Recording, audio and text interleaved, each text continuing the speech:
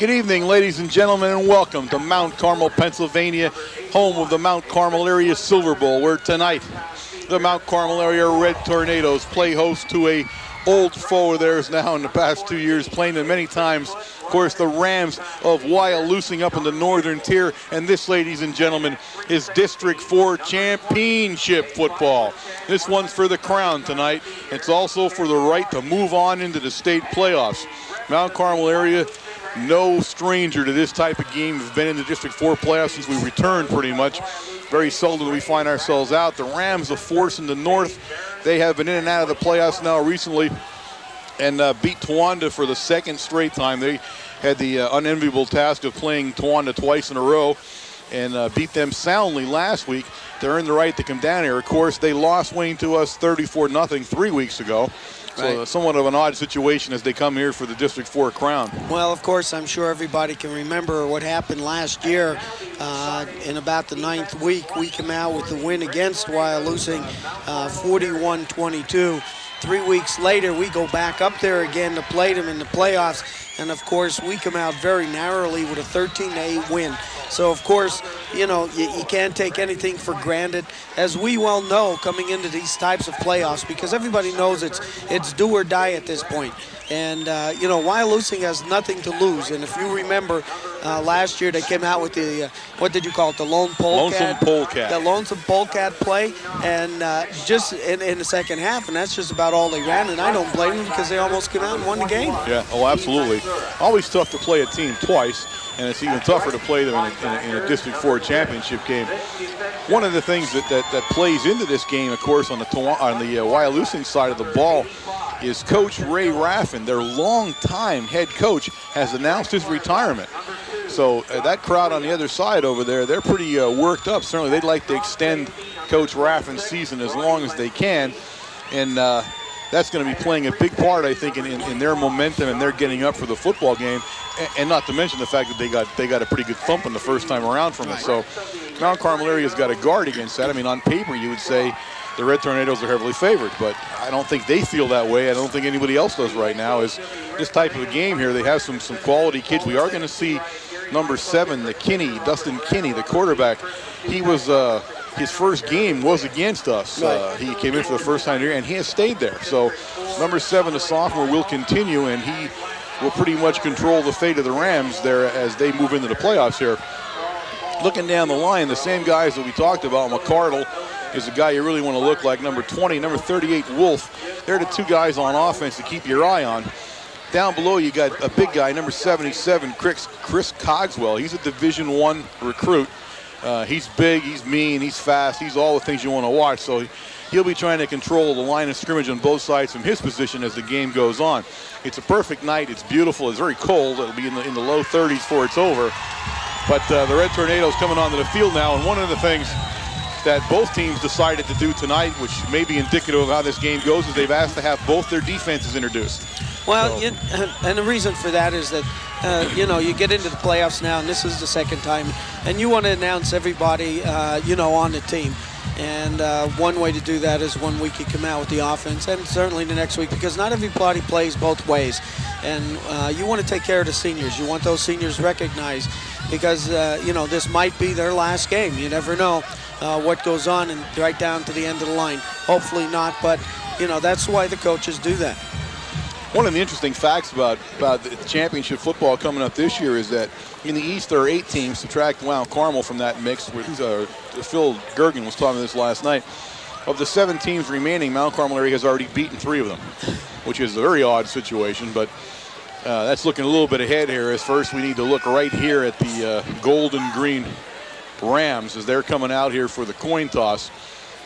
Number 20 there, you can see McCardle coming out. He's the guy you want to pay attention to. He's the guy that will make or break the football game. If they're going to win, they're going to do it with McCardle. Kinney's going to throw the ball, but as we saw just 3 weeks ago, he did not throw much, and they did not let him do much. I don't know if you're going to see a whole lot of that tonight. It is windy. The wind is whipping around, although it's beginning to get better as the night wore on. And we first came, it was really, really whipping around the stadium.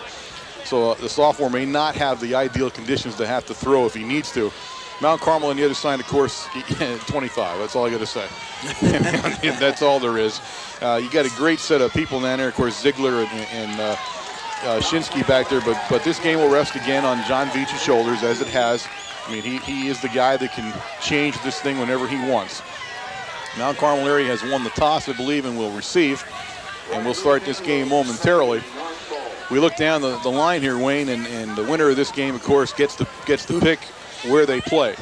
This is the year where we don't travel in this district. District 4 is the home district, so to speak, so they would name a field very close. We, of course, would name Shamokin as the field we would go to, as we had in past years. They have been so gracious over the years, so we're hoping we do make it there. And I'll tell you what, a great field, because this year they've resodded their whole field, and it was like a blanket down there. Really played well and really held up very well through their whole season. So we played on that field before. We're accustomed to it.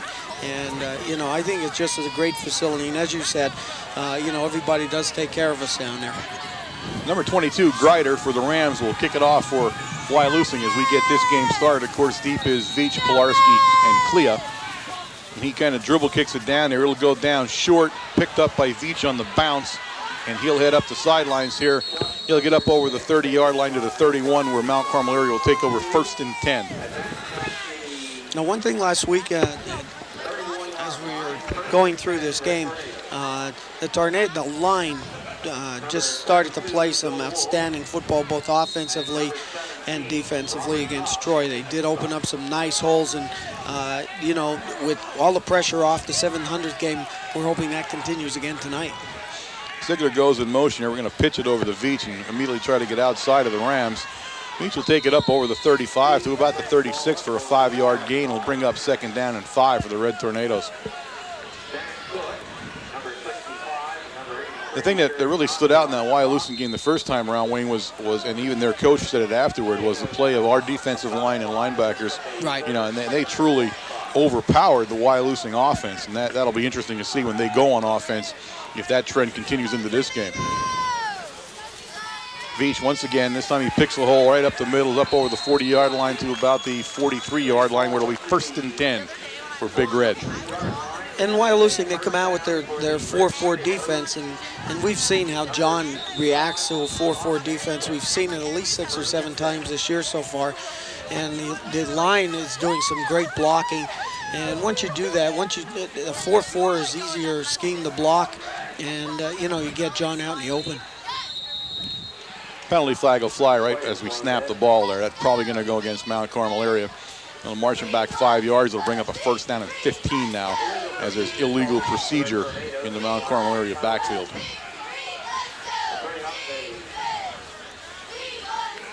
You almost wonder when you see the way we've run against 4-4 defense, and I know in high school it's really tough to change defense, it really is. Right. But the 4-4 seems just ideally suited to John Veach. I have to say that. He truly had some of his best moments there when he's playing against a 4-4. And obviously if you're Wyalusing, that's not the best thing you want to hear, but a fake, a look down the middle down there. It's going to be intercepted by Wyalusing. That's number 14 for the Rams, Sean Gamble. Gamble on a tip. On a tip there, you'll see Yasenchak go up in the air to get it, but it goes off the top of his hands as it was a little high. He tips it up, and Gamble comes down with the interception, so the first turnover of the game here. And you're seeing it on the replay. Watch it get up in the air there, and the only guy left is Gamble. He adjusts to it. Clea tries to bring him down, and he kind of rides around a little bit here and goes back, but he'll mark the ball finally at the 31-yard line of the Rams, where they now take over 1st and 10. Number 7, Kinney, will bring him up. He's got Wolf and McCarty in the backfield.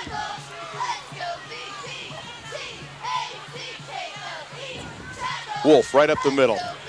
Quick dive, he's going to bring it up to about the 33-yard line for a gain of 2. It'll be a 2nd down and 8. Yasenchak getting up off the pile, and number 54, Randy Swank, also making initial hit in the backfield, but again, it's going to be the penetration of the defense here to stop the rush from the Wyalusing team.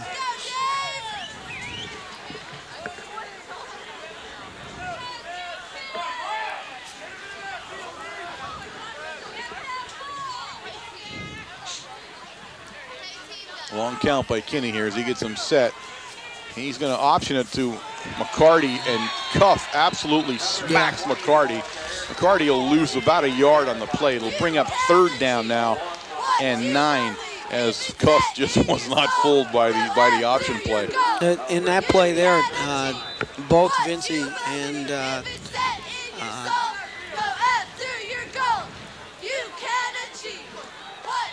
21 Matsura. I'm trying to think of who the other linebacker was. I thought you went for French fries there on me. Both of them were blitzing. They were blitzing at that time. I got worried there.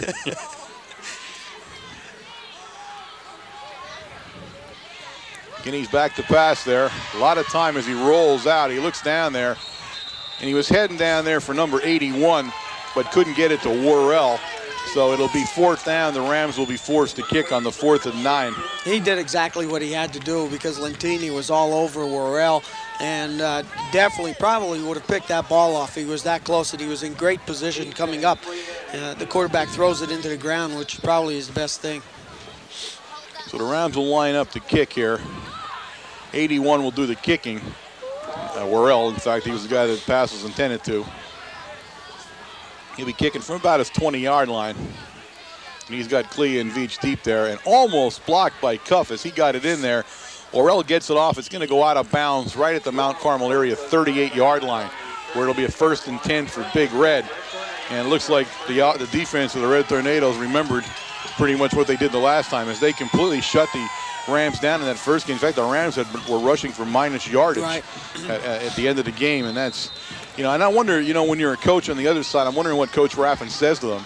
What do you tell them when you were so thermally dominated by the defense? What you do differently as you come in? As Shinsky's going to hand it off right to Ziegler. Ziegler takes it up over the 40 to about the 41 for a gain of 3. Number 30. I forgot who was the 38. I think it was. Yeah, what's Wolf on the tackle?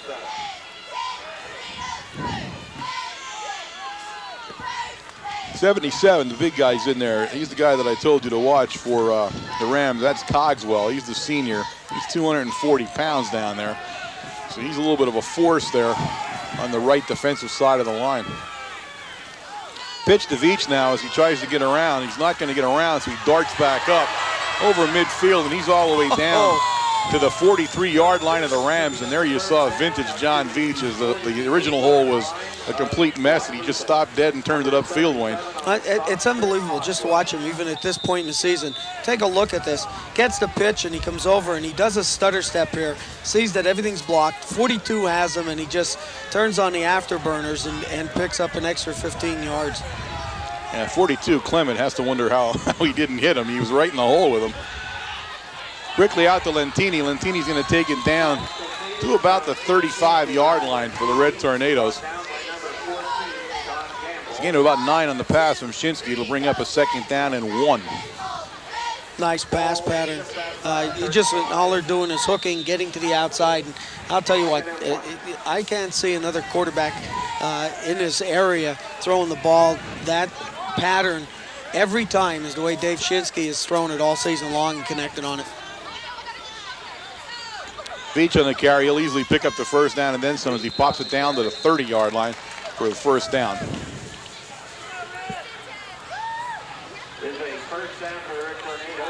Red Tornadoes in the first Wyalusing game started a little slowly offensively as the Rams were tough defensively there in the beginning, and then the kind of floodgates opened up, and then pretty much in the second half it was a stall game again where only 7 points were scored, but by that time the game pretty well out of reach for the Rams. Yeah.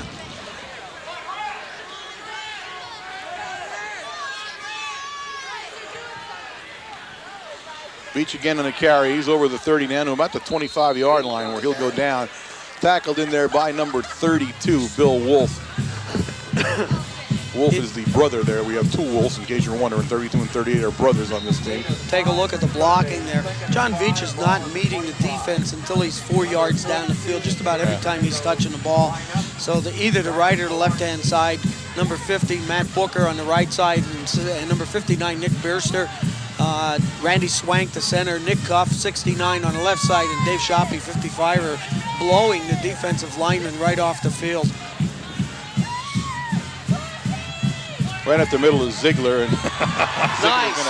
Ziegler's going to take it in for the score. There it is.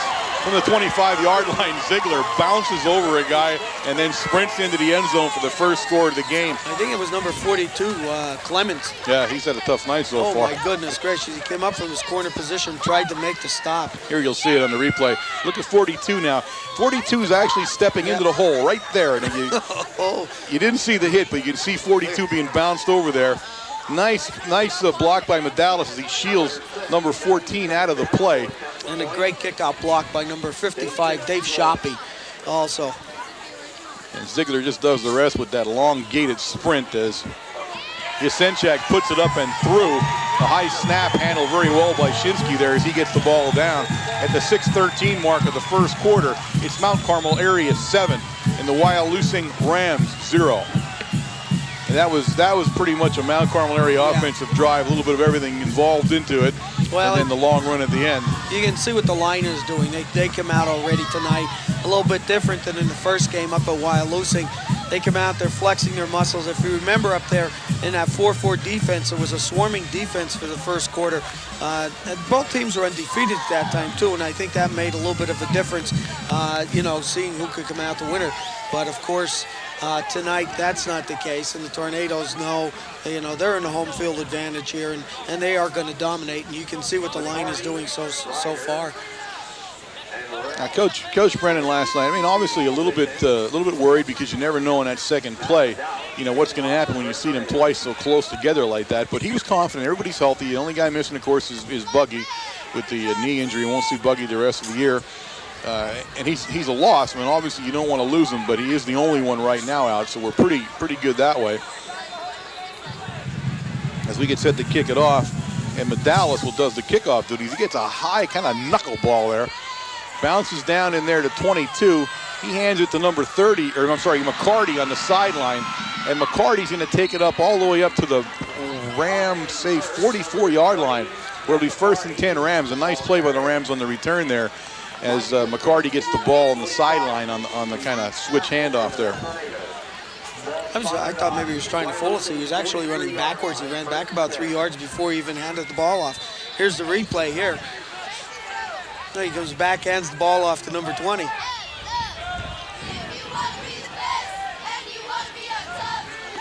The Rams put it at play at their own 43 as Kinney drops the ball. Now he's in trouble, and he's in big trouble as he's going to go down hard. Yasenchak and Mitsura put exclamation points on that fumble as the ball just dropped out of Kinney's hand as he made the turn. He had to actually bend down to get it, and bending down to get it was where things went ugly for him. He'll bring up a 2nd down and 11. He loses a yard on the play. Again, this is a team that was dominated defensively by the Red Tornadoes. Minus yardage in the first game. Really never made a threat in the entire game when we're up there in Wyalusing. The option play this time from McKinney, and McCarty's got some room this time as we didn't cover him. No one was on the pitch man as he's going to cross over the 45 to about the 47-yard line. But Dillo comes up very quickly to make that tackle. And again, how many times we've said it, that open field tackle when you're one-on-one and the runner has a full head of steam here coming down. And Dillo, no mind about it. He actually had a blocker on him, comes right up and makes a tackle. It's a low one. Dillo with a sprained ankle that he's been nursing all week. You can see it taped up there pretty good. He's been on and off all week, so he's a little bit gimpy as we look at him tonight, but nice play. It's 3rd down and 6, 4 yards on the play, 5 yards on the play. As Kinney gets him lined up, and he's going to go back to pass. He's under pressure from Cuff almost immediately. He's going to outrun Cuff, but he's not going to outrun Booker as Booker smacks him to the ground back at the original line of scrimmage. It'll bring up 4th and 10, and Booker was a man on a mission as he zeroed in with Cuff trailing behind. You're trying to run away from one defender, and that's Cuff, and he's an animal to begin with. And now you have Booker running you down across the side. At that point, you're not trying to make a play. You're trying not to have Cuff hit you, and then Booker levels you. So the Rams are back in punt formation. They get it off there as Worrell kicks it. He kicks it right in front of Veach. He's going to let it drop and then bounce. The field on a hard surface is going to go inside the 20-yard line all the way down to the 17-yard line. It'll be 1st and 10, Big Red. Again, another good defensive stand. And what we've noticed so far is that the linebackers are doing a little bit more blitzing now, and I don't know if it is because of Kinney still being the quarterback back there and only being a sophomore and very little experience, only 3 weeks up to this point. But we are releasing the linebackers a little bit more. Actually, we're bringing Lentini up and shifting Jasenchek over in the middle and releasing him. Bring Lentini now in motion as he sprags across. Ball goes to Veach.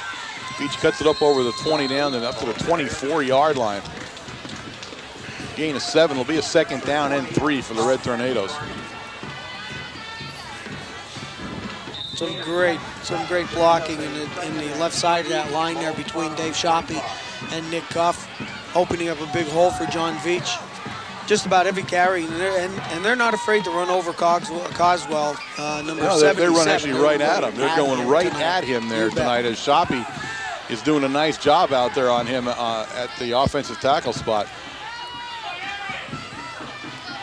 Ziegler up over the 30-yard line to the 31 where it's 1st and 10. And there you saw, that's what we just said about Shoppy. Yep. Shoppy absolutely handled the big guy Cogswell, the Division I recruit.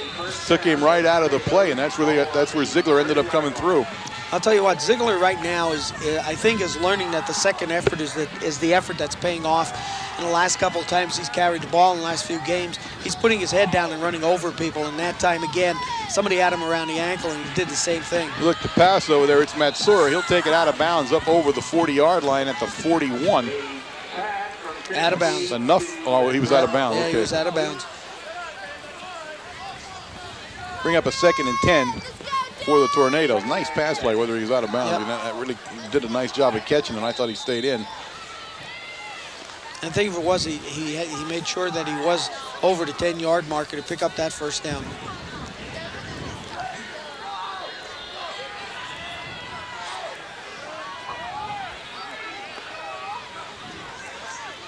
Pitch to Veach going the other way now. Got some blockers in front of him, and he cuts up over those blockers, and he'll take it up to the 41-yard line, where this time it's 1st and 10. He gains 10 yards on the play. Number 32, Bill Wolf, came up from his corner position. John Veach just ran right by him. Take a look here, and he wasn't even touched. Wolf wasn't even touched when Veach cuts up through. Yeah, you can't see. You couldn't see it there. Yeah, you can see the shift there. Look how he keeps plowing ahead and up over the 40-yard line. Look at all the Red Tornadoes that were in front of that play as he went upfield too. So it's 1st and 10 now. Ball just over the Red Tornado 40-yard line where Shinsky will take the snap. Right to Veach again. This time right over Cogswell again. Doing a great job in there once again. The big guy, 55, Shoppy. It takes the linebacker, 38, Wolf, to bring him down. But Cogswell nowhere to be seen as they run. That play's run directly right at him. And again, if you can pick up 5 yards like that on your 1st down play, boy, that opens up your playbook, and you can do just about anything from this point to pick up the 1st down.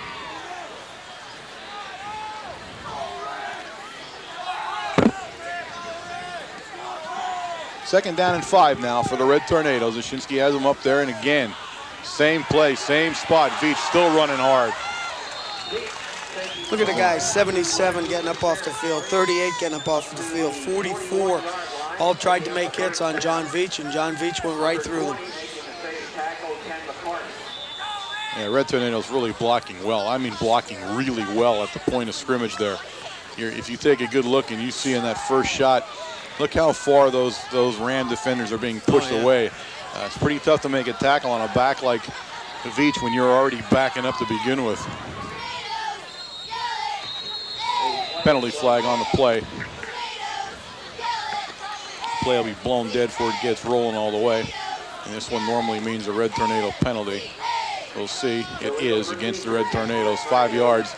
It'll bring up 1st down and 15 now. Ball back at the Ram 47-yard line.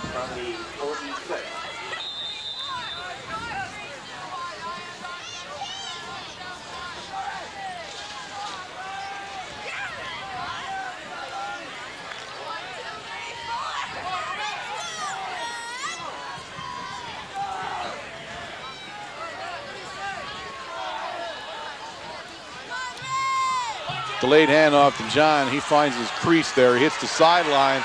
He's off to the races. It's going to take McCarty. McCarty couldn't bring him down. Nobody's going to bring him down.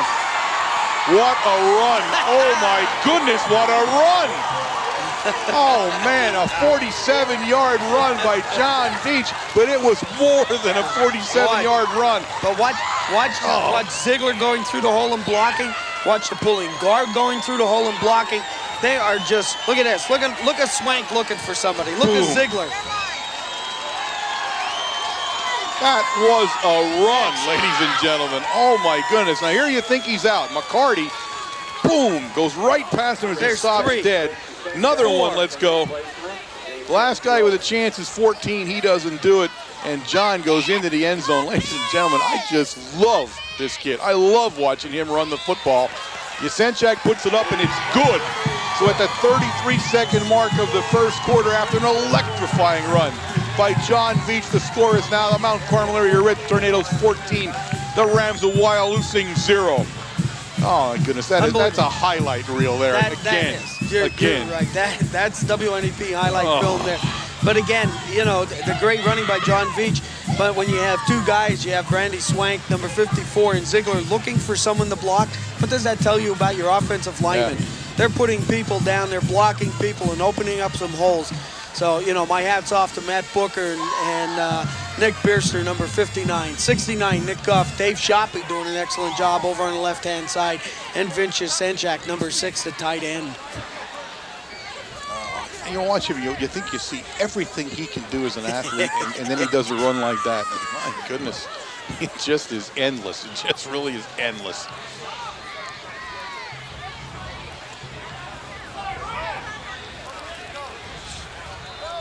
He's sitting down on the bench now like nothing. Like I sit on the recliner at home. Just waiting for the ball again. Caught at the 20-yard line by Wyalusing. That was number 22 for the Rams, Greider, as he brings it up. And Dave Brown, number 31, and 37, John Kirkridge in on the tackle there to make the stop. He was stopped at the 36-yard line where the Rams will take over 1st and 10. And although it's still the end of the first quarter, there has to be some sense of urgency offensively for the Rams as they once again have fallen into that same trap as they had 3 weeks ago and have been completely shut down.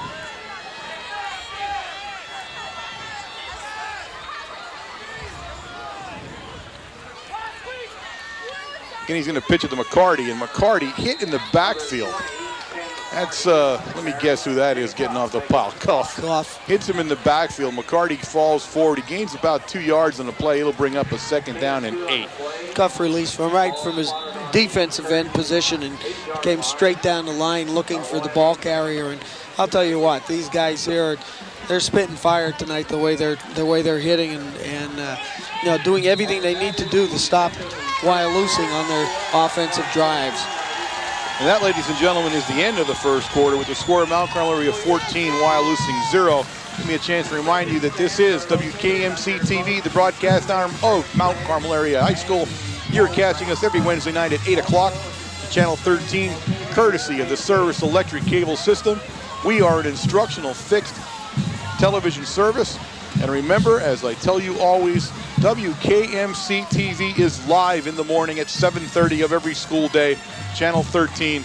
Tune in and catch all there is to know about the school day and the upcoming events every morning. Again, live, WKMC TV.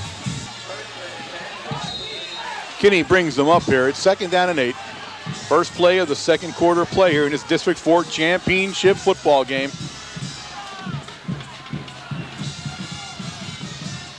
Kinney back to pass. He's going to roll a little bit as he has so gets it down there. Number 26, Lentini's going to knock the ball carrier down. That's 81 Worrell. He's up over the 40-yard line for the catch. They'll mark it down at the 42-yard line. Kinney's running. No, there's no pocket there for him. And take a look at Ziegler coming in there, number 31, Brown. And he's already sprinting out to the sideline. He cannot see any other receivers out on the pattern except somebody for short.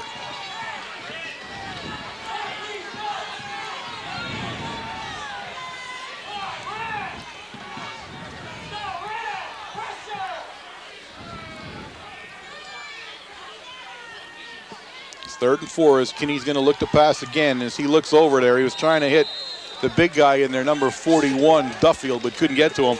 Ladies and gentlemen, just got word from the sideline from our crew down here, and this couldn't be more fitting if it tried. That last run by John Veach for the touchdown. John Veach has broken the single-season rushing record. That was all that was left. I mean, there wasn't much he could do. There, yeah. He has now claimed that record also, ladies and gentlemen.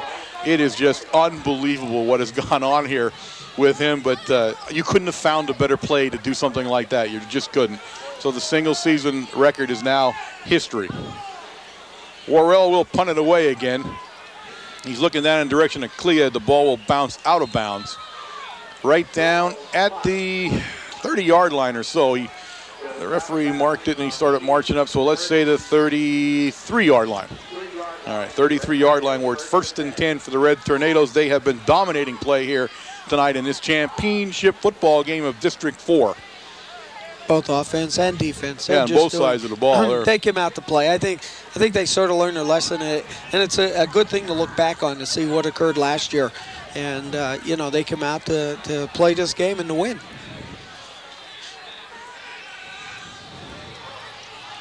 Looking for Ziegler, the big guy down there. He had Ziegler out in the pass pattern, and you don't see Ziegler in the pass pattern all that often, but there he was. Ziegler was out in the pass pattern. There's a flag on the play, and I'm sure we're going to have an illegal man downfield. That we do.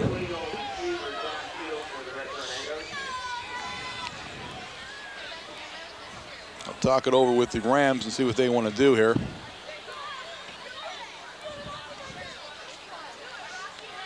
They'll march it back 5 yards.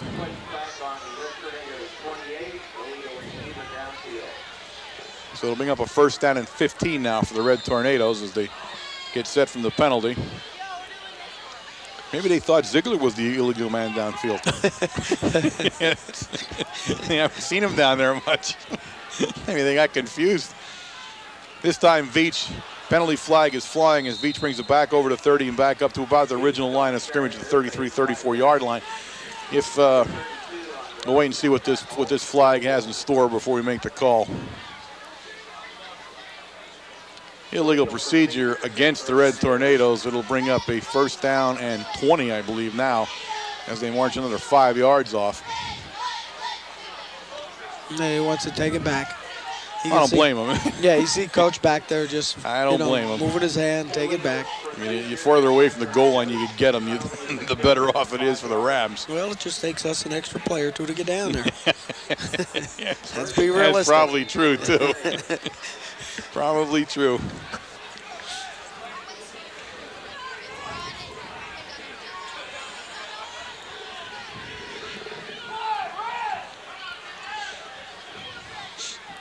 This time Shinsky goes back to pass. He has plenty of time. I mean, plenty of time. He has Clea streaking clear. And Clea, almost had it all the way down at the 35-yard line. Broken up on the play down there by number 20, McCarty, who closed really quick on the pass play. And number 14, 44. That's Gamble. But nice pass. Again, very windy evening here.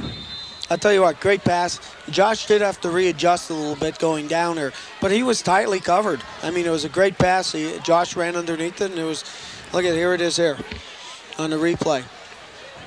There it was on the replay. There's Josh running back. It might be there. We're just not sure at the moment. You may see that or you may not. Look to pass again. This time he finds Veach. One of those little cut-in patterns. Veach will take it up to the 35-yard line. It'll bring up a 3rd down and about 8. 12-yard gain on the pass play for the Red Tornadoes. Just a quick little short slant-in pattern. Yeah. Quick pickup of 8 yards.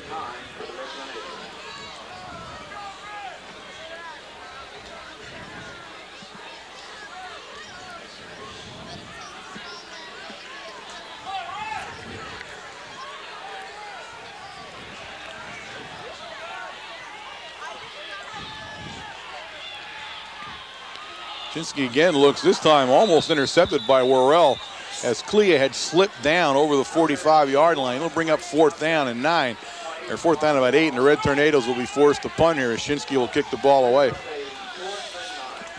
more than enough time Dave has to throw that ball. Great pocket set up, and all he has to do is step up and release. That time Josh Klee had slipped on the wet grass over here.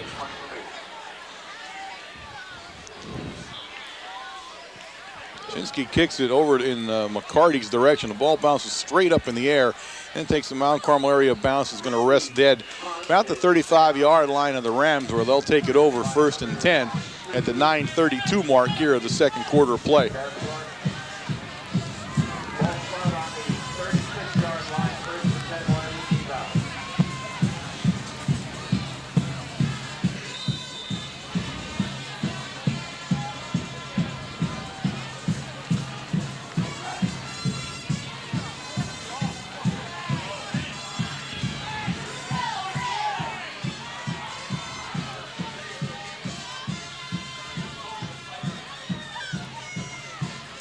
Kinney pitches it back down to number 22. That's Grider. And Grider is leveled by Yasenchak.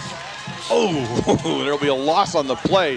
Yasenchak's side coming from the start, shot the hole and leveled Grider. Watch Cuff this play. Cuff is the one that makes Grider go to the opposite side. He's trying to cut to the inside, and right at that point he makes him cut out. And watch Vince come into your screen now. That looks like a pin. Yeah, that was 6 points.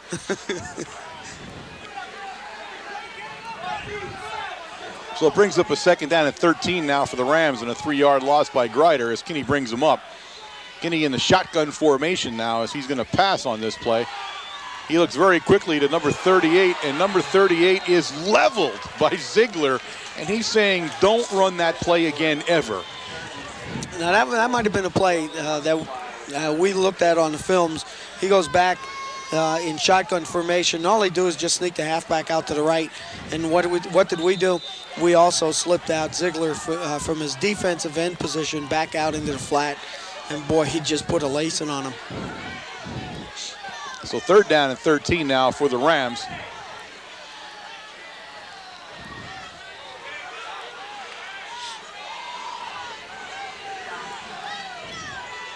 See what Kinney's going to do here. I'm guessing we're going to pass here.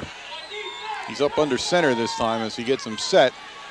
And I guess wrong as he hands it off to Grider, and Grider is brought down by Cuff in the backfield again as he pushed his guy into the backfield and then brought Grider down for a loss again on the play as the Rams have backed up now in this offensive series and are forced to punt. Number 81, Worrell, will come in and kick the ball away.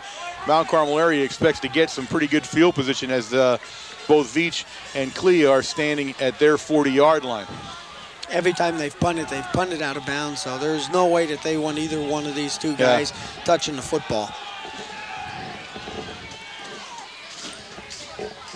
And again, the same thing, but he kicks it over here to John. And John will take it out of bounds at the 39-yard line where it's 1st and 10, Big Red. Good play by John. John picks it up on the first bounce, and it's usually what you want to try to do. You don't want to hit the ground too many times. Picks it up on the first bounce, and then he can judge to see what was going on. And he looked downfield. He saw that there were 4 defenders standing right in front of him, so he kicked it out to the sidelines and got out of bounds. So the Red Tornadoes bring it up. And it to Ziegler up the middle, and Ziegler just punishes his way up to the 50-yard line as he runs right over McCarty on his way to the 50. Ziegler is turning into an excellent open field runner now. You see when he gets into someone's face as he's going down, either quarterman or linebacker standing in his way, he's not trying to run around them. He's trying to put his shoulder down and run over them. And we saw 2 touchdowns now for Aaron Ziegler occur because he just ran over somebody. They're going to measure it. It looks very close to the first down where they set it down at. I think he has it, but we'll wait and see what the official word is on it. Ziegler's he's like a defensive backfield guy's nightmare as he breaks into the line, though. You know, he's a heat-seeking missile as he goes across the line of scrimmage. I mean, tackling him, he punishes you every time you bring him down, and McCarty will attest to that right now. Well, I'll tell you what, you're right. And he's got this mindset on him that if you're going to make a tackle, you're going to pay for it.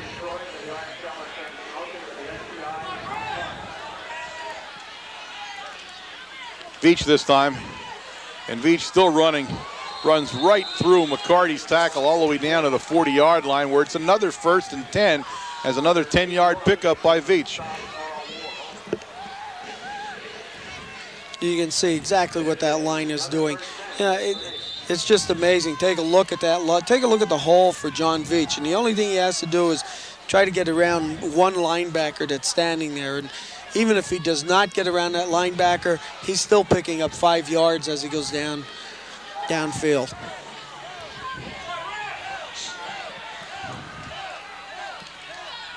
Veach again over the right side. He's still moving down over the 35 to about the 33-yard line. About a 7-yard gain. Bring up a 2nd down and 3 for the Red Tornadoes. You want to watch some good football? Watch the line here. Take a look at Nick Cuff, number 69, pulling from his left guard position to kick out the end for John Veach. You talk about some timing. You know, in fact, probably Cuffy's running further than what John Veach is to get to that point. And Cuffy has to get there and kick out that defensive end before John gets up through that hole. Ziegler up the middle. And Ziegler will pick up the 1st down as he crosses over the 30 down to the Ram 29-yard line, where it'll be 1st and 10 for the Red Tornadoes. They move the chains down. Another methodical drive by the Red Tornadoes in progress here. The Rams desperately need to keep them out of the end zone. Another touchdown may put this game out of reach early on for the Rams. I think it's going to be early because they have not done anything up to this point. Our defense is just controlling the game.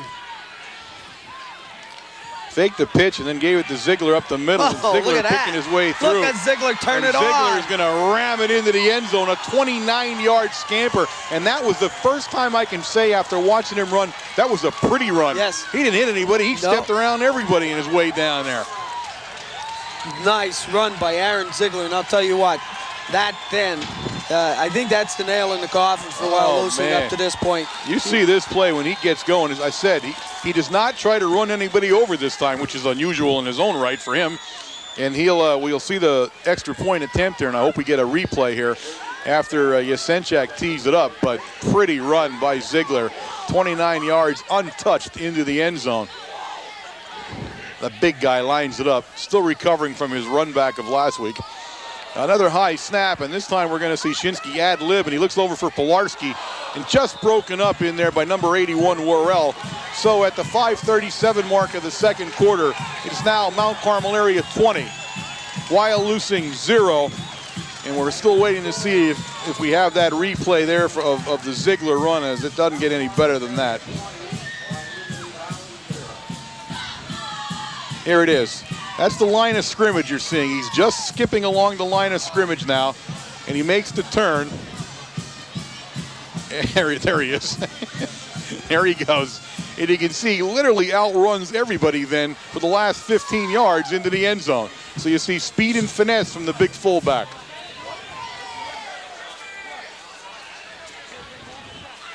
I hope he doesn't get mad at me over that finesse thing. Fullbacks don't like those words. I know. I don't know if I should have said that.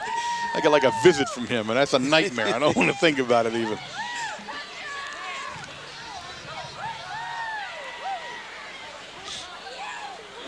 So a 20-0 hole now for the Rams. Late in the 2nd quarter, and again, they are in trouble. This is exactly the way the game played out for them last time. They got behind early in the game. The 2nd quarter played pretty much to a stalemate after that, but by then too late as the Red Tornadoes scored 7 in that 2nd half, and turned out to be a 34-0 drubbing. McCarty is the deep guy in the middle, takes it at about the 15, right up the middle there. He's still churning. Nice return by McCarty. He's still bringing it up all the way to the 37-yard line, where it's 1st and 10 for Wyalusing. Matsur getting up off the pile, number 85.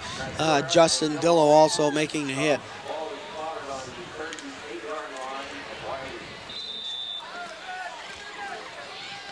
Take a moment here. Last week, Bobby Hampton, of course, Amy's father, graciously provided us with a bag of soupies. The only apology I make is to whichever one of the media had his arm ripped off at halftime. And I'm sorry. I mean, that's the chance you take. But great soupies by Bob Hampton and his soupy making crew. And we want to say we appreciate that as Kinney hands it off, and he is decked right at the line of scrimmage by Shoppy. Brown also on the bottom, but just not able to produce any offense here against the Red Tornadoes. A gain of about a half a yard. We'll say 2nd down and 9. And I think really that's going to be the key to this game, even up to this point. Soupies or? Well, both. Oh, okay. You know, the soupies do help.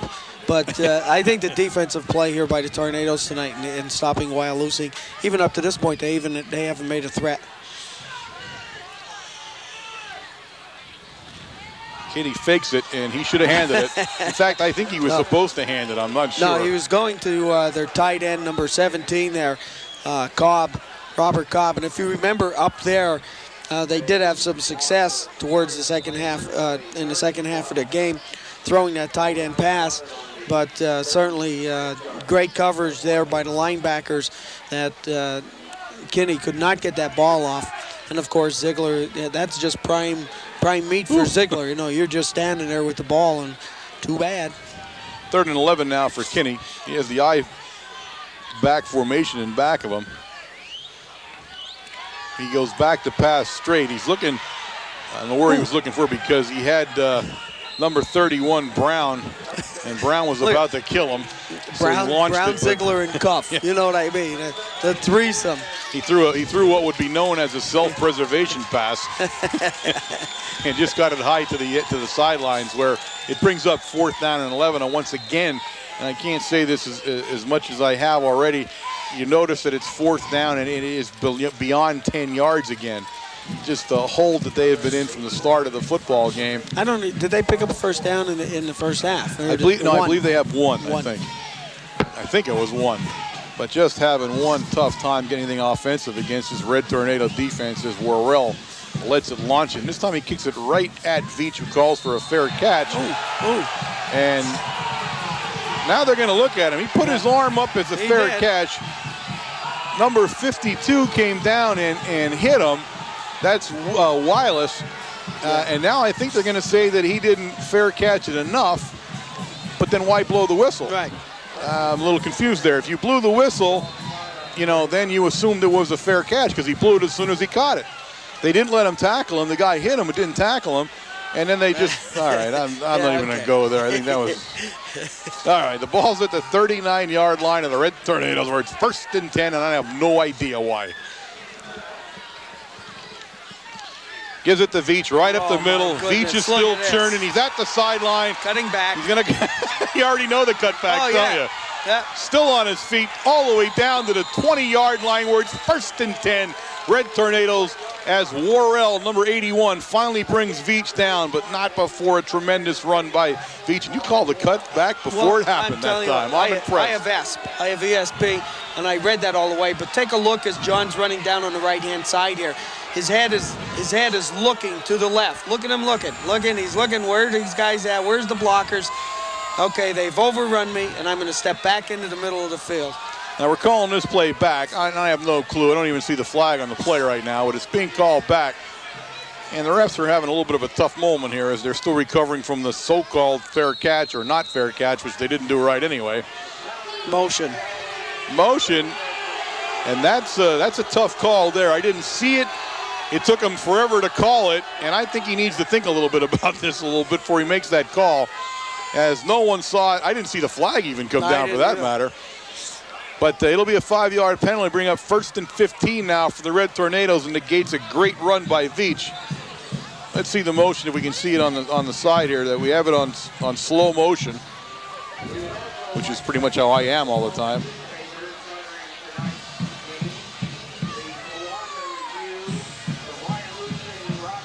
I'm afraid I don't see it, folks. If you did, good. If you didn't, you're with me. I do not know what motion was called there.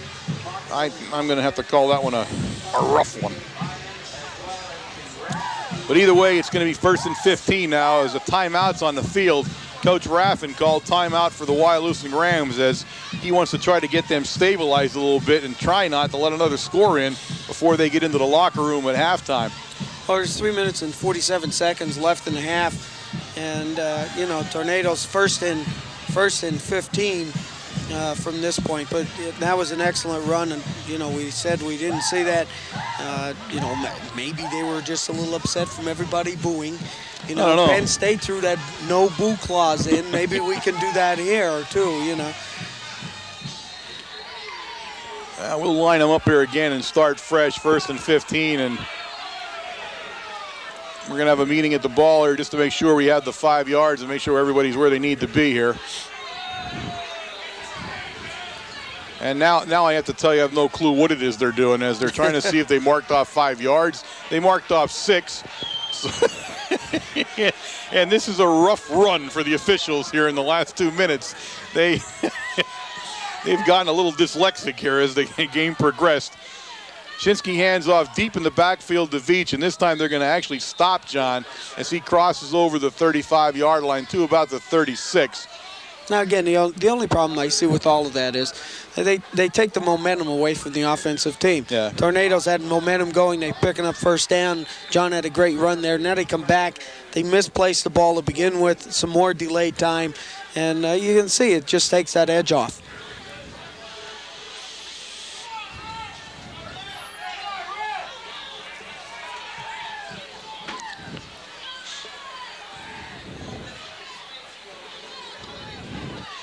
Fakes it, looks at Clea, and they got like a screen set up there, and Clea loses his footing as he crosses over the 40-yard line up to about the 42.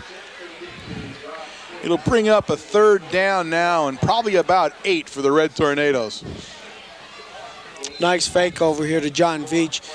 John was in the flanker position on the right-hand side, and Dave looks over there and fakes the pass, turns around and throws it over to Josh Clea on the screenplay.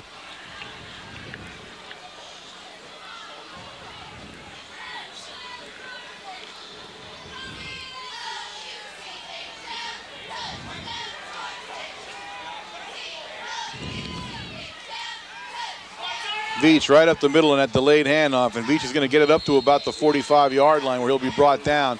Not enough for the first down. It'll bring up 4th down. The Red Tornadoes line up to punt the ball. Short a guy for a second, but they get it off. And Shinsky booms it, and this one, I mean boom it. Goes to Worrell, who fakes the handoff. And Pilarski says, I saw that. I saw you didn't fake it. I'll take you down. And he puts him down about the 31-yard line where the Rams will take it over, 1st and 10. Jared's been playing great special team tonight, especially on the punts. He's around the ball. Every time we punted the ball tonight, he's there to make the tackle.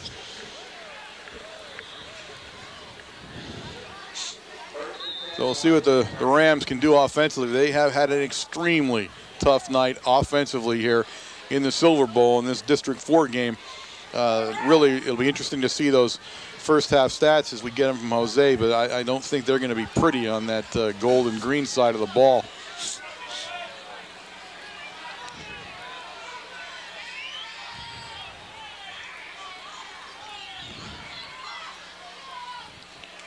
There's going to be a pitch out. Oh, my goodness. Cuff saw the whole play from the start, ran out, turned it in, and McCarty got murdered for a loss on the play again. And that's like 3 or 4 losses on a play in a row now for the Rams. And I'll tell you what, Cuff is playing a great game tonight. He's turning everything up into the center of the field, and the great pursuit by the linebackers and the rest of the linemen to make that tackle. They're just blocking up the holes, and McCarty has no place to go tonight. In fact, I don't even know if he's going to have any plus yardage.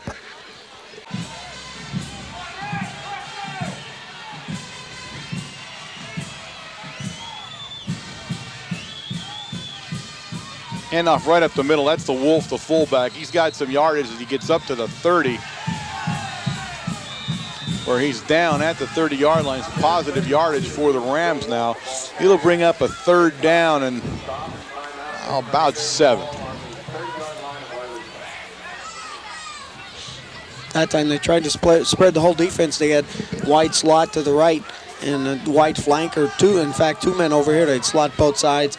John Veach came up from his free safety position to pick up one of the slot men. And of course, what they're hoping for is on a straight dive like that is they can get by the linebackers. They got some extra yardage there. Minute 15 remaining here in the second period of play. Red Tornadoes call a timeout, thinking they can stop the clock here and try to get the ball back with some time left before halftime. Wyalusing looking at a 3rd and 7 here as Kinney brings them up, and he does the same thing again. He gets everybody spread right and left. Leaves one man in the backfield.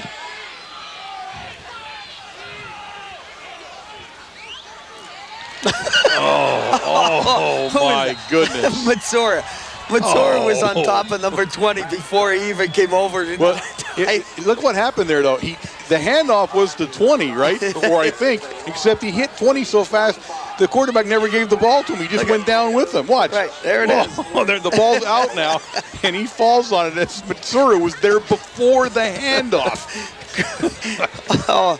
I'll tell you what, he's just amazing.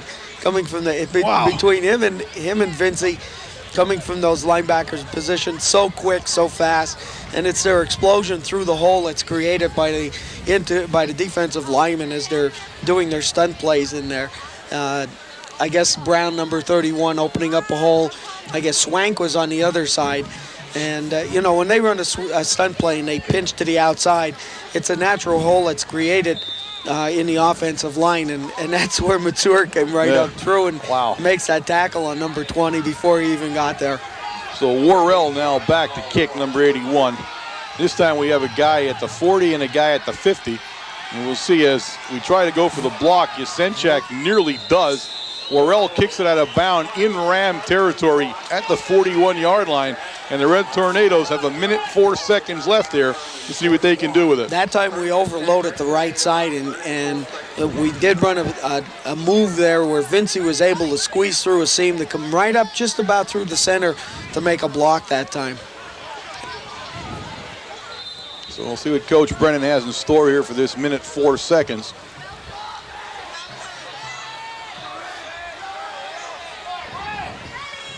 Now Carmel area out of timeouts.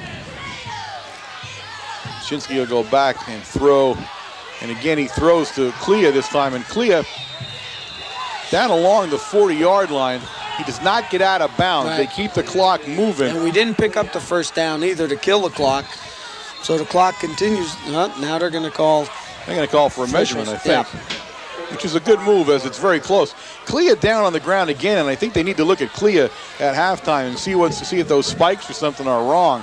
He has been on the ground more than he's not as he tries to run out there, so maybe he needs a cleat adjustment at halftime to keep him up, although he does make a good play. He actually gets off the ground and makes the catch. They're going to measure it right down where it is. They don't bring it out to the center of the field. So it's sitting there, and it's about 6 inches short. So they will get set and start the clock. Mount Carmel area will be up at the line of scrimmage waiting for the officials to spot the ball. Just let them stand there, guys, as we get ready here. They're going to spot it line to line there and get it in the right spot, and then they're going to run it.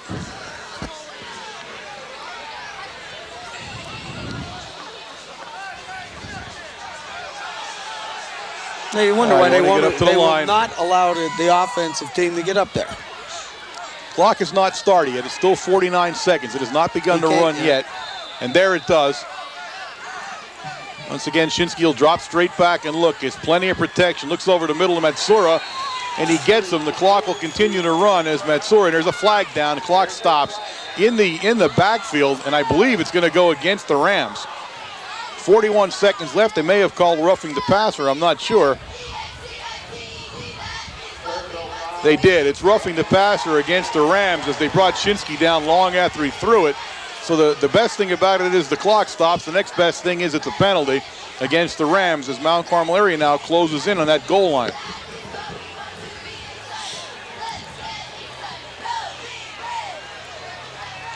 They're going to place the ball all the way down inside the 15-yard line, inside at the 11. So the ball now at the 11-yard line. The Red Tornadoes standing at the ball, waiting for it to go into play.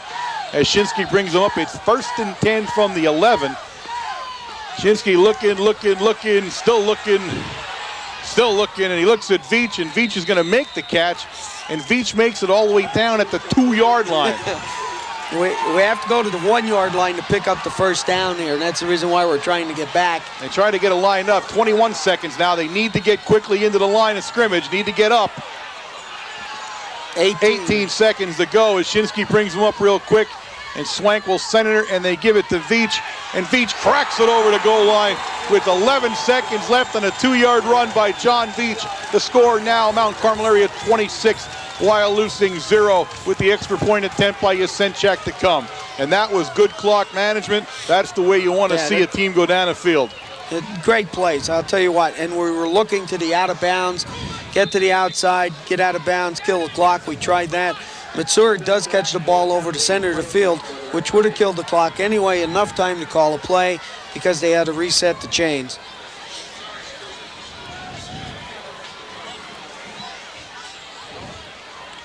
Yasenchak whacks it up there, and it's good. So the score of Mount Carmel area 27, Wyalusing 0 now. I believe that was the exact score at halftime in the last game, was it not? I believe it was. So a mirror image of the last game up there against the Rams in Wyalusing. We played that game, of course, the 7.5-hour trip to Wyalusing and back. Thankfully, we're home. But the Rams thoroughly dominated so far in this first half of play. Mount Carmel area's defense has not allowed them to do anything tonight.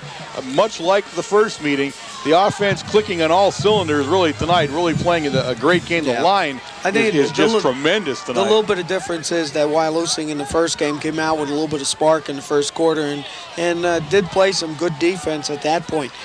Starting tonight, though, they have not showed anything either offensively or defensively that would give us a threat. So Medallis will get ready to kick it off there as he places it down. Coach Raffin has some work to do, and really you look over at the sideline over there, and I'd have to say they look totally demoralized. Not like the first game where they were still hepping up there. You got guys sitting on the bench back there. I mean, they're not exactly knocking the world over there right now on the Wyalusing side of the ball as they're down 27 points here. 11 seconds left here before halftime, and Medallis will kick it off.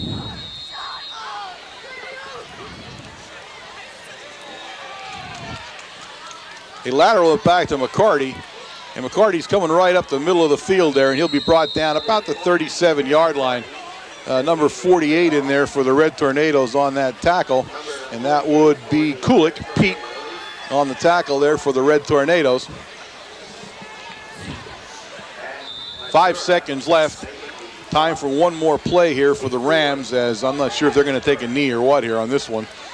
Try to get into the halftime and see if they can't do something differently offensively against this staunch defense of the Red Tornadoes, as the Red Tornadoes go in a prevent now. And looks like they're going to take a knee here the way they're lined up. They're too close to the line of scrimmage. Hand it right up the middle. It's as good as a knee. Give it to Wolf. He'll go down, and that is the end of the first half of play here in District 4 championship play, with Mount Carmel area out to a comfortable 27-0 lead over the Rams of Wyalusing. We'll be back in a few minutes with the halftime stats, but in between that time, please stay tuned to these fine messages.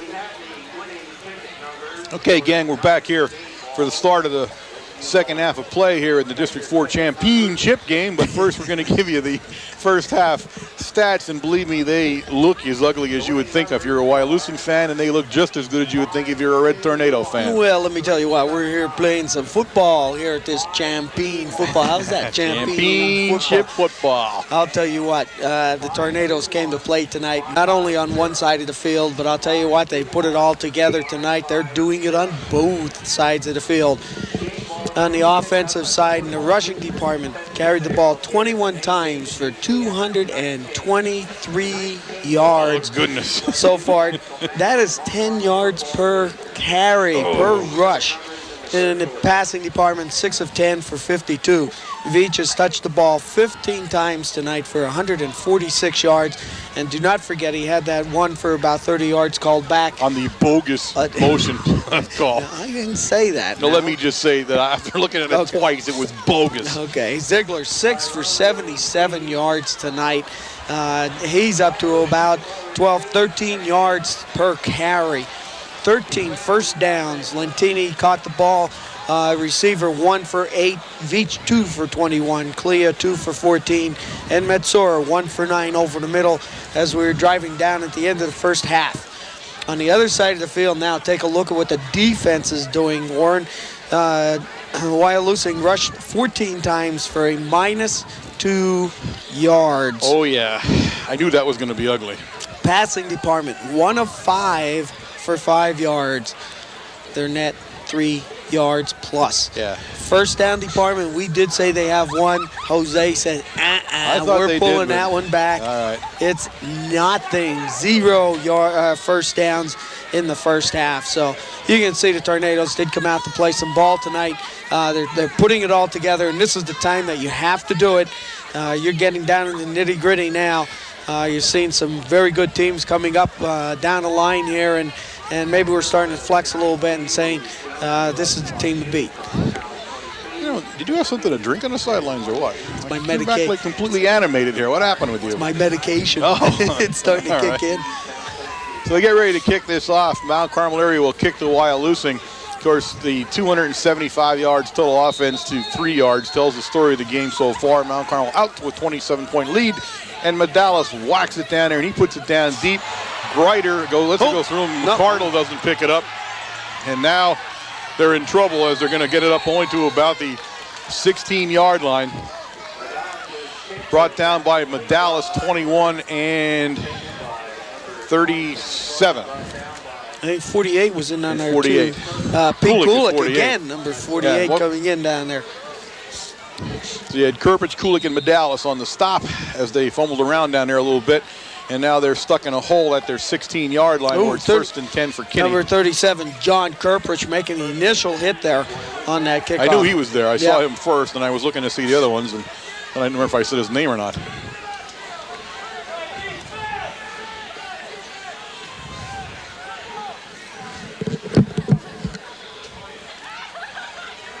Oh, right up the middle. Again, they line up so quick so short to the line of scrimmage. It's almost hard to see them line it up and hand it off. He went to the fullback. He'll pick up 2 yards. It's going to be a second down and 8. Real quick handoffs, and they take in a normal split backfield. They're back there 4 or 5 yards, and in this split back is about 2 yards difference between them and the quarterback. So they get really tight to the line of scrimmage there and try to have those quick openers. Well, Kinney will bring him up here down at the 18-yard line of the Rams.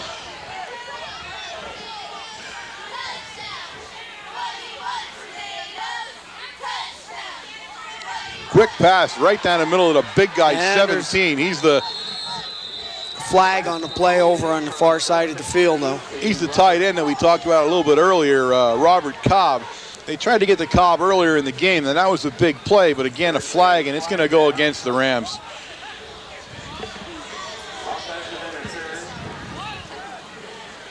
Put that chair.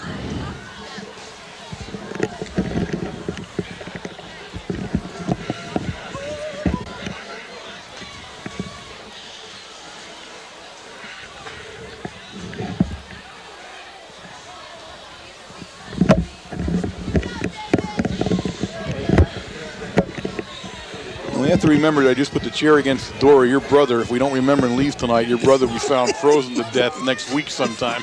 Let's not forget that I did prop the door locked on him. Wind's blowing about 100 miles an hour down that chute that they have built there. So if you miss him by Wednesday, you might want to come back and look here. Penalty will bring up a third down and about 16 now for the Rams as the ball's back inside the 10 at the 9 on the penalty. And they just not have had a lot of luck right now offensively as Kinney brings them up there. He's in the I formation, but I believe we'll pass it here. I believe they're wrong. They try to get inside a Cuff there. Cuff turned or outside. Cuff turned it inside, and Yasenchek and Matsura finished it off for them. You see the replay, but Cuff truly is again the key to that play. You've got to get Cuff turned, and they just can't. They can't turn him, and he's blocking everything off. And Cuffy's taking the defensive end. Take a look at Cuff here, turning him in. Actually, it's the pulling guard that's trying to catch up to Cuff, and Cuff can't do it. But take a look at the quick reaction there of Vince Jasenchak, number 6, and 21 Matsur coming from their linebacker positions to make that play. So Worrell forced to punt out of his end zone here.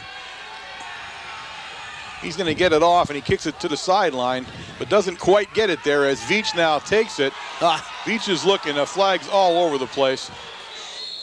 It'll be a clipping penalty against the Red Tornadoes and bring the ball back as Veach got it down inside the 30 to the 28, but as you can see, every hanky on the field flew into the air on the return.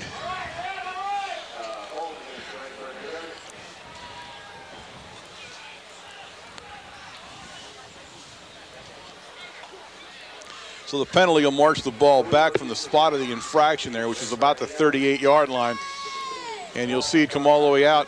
So Mount Carmel area will take over 1st and 10 at the Wyalusing 43-yard line on the march back from the penalty. It's getting progressively colder out here. I can tell you that right now. It's in the low 30s. And it's starting to feel colder than that here as those of us who have gotten older in life don't take the cold well. Veach up to it with 40-yard line. Gain of 3 on the play to bring up a 2nd down and 7 for the Red Tornadoes. And again, we're not doing anything fancy here. You take a look.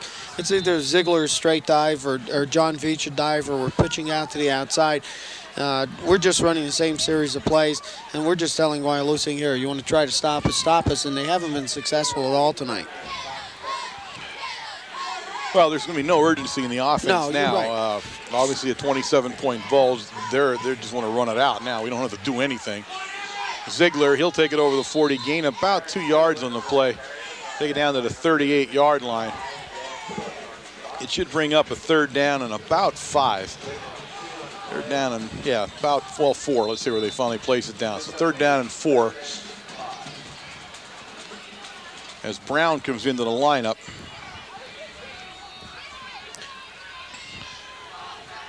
And we going back into the powerhouse backfield now with Brown and Ziegler. And then this type of play here, of course, we run about 3 different plays off this one. Well, we don't have to. As the big guy goes offside, 5-yard penalty, it should be enough for a 1st down. Well, actually, that was one of the 3 plays that I was talking about right there. Was that one of the design ones there? That's a design play. Call them offsides. So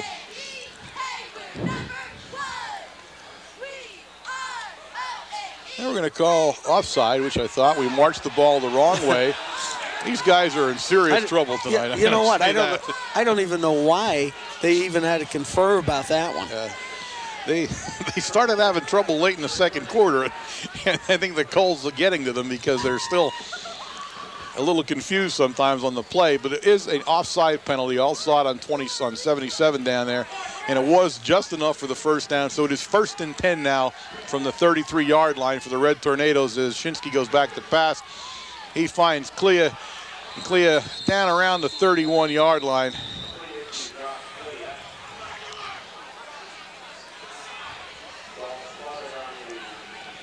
Gain of about 3 on the play. It'll bring up 2nd down and 7.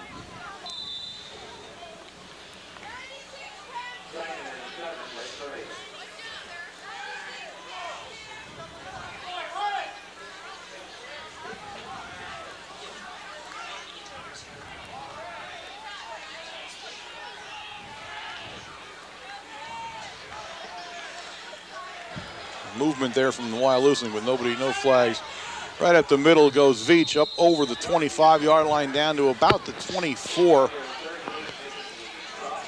Very close to the 1st down. Be about a yard shy. It'll bring up 3rd down and about 1 for the 1st down. That's some great explosion on the left side of that line there. Nick Cuff, 69, and Dave Shoppy, number 55, and Randy Swank, the center, just blowing everybody off that line of scrimmage. And then you got Ziegler coming up through leading Veach. What more of a powerhouse do you need than that? Ziegler on the carry, and Ziegler easy pick up the 1st down as he drags Wolf, number 38, down to the 20-yard line. It'll be 1st and 10 for the Red Tornadoes from the Wyalusing 20 as they begin threatening again here with 6 minutes and 41 seconds left in the 3rd quarter. And again, without any kind of urgency, they're still moving the ball down the field. Third quarter going very quickly.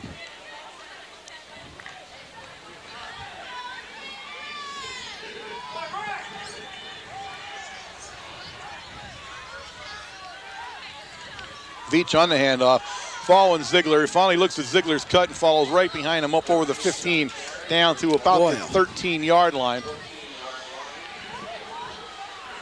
Just some nice running there by John Veach, and he had his hand on Ziegler's back, just following him, saying, whichever way you're going to go, I'm going to go.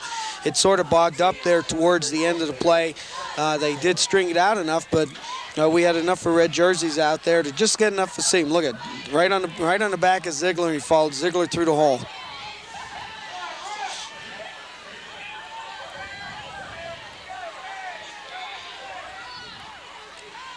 Pass play now as we look at Medallis there. Medallis makes the cut right up there. Did he make Medallis takes it down to about the 6-inch line. I thought he got in.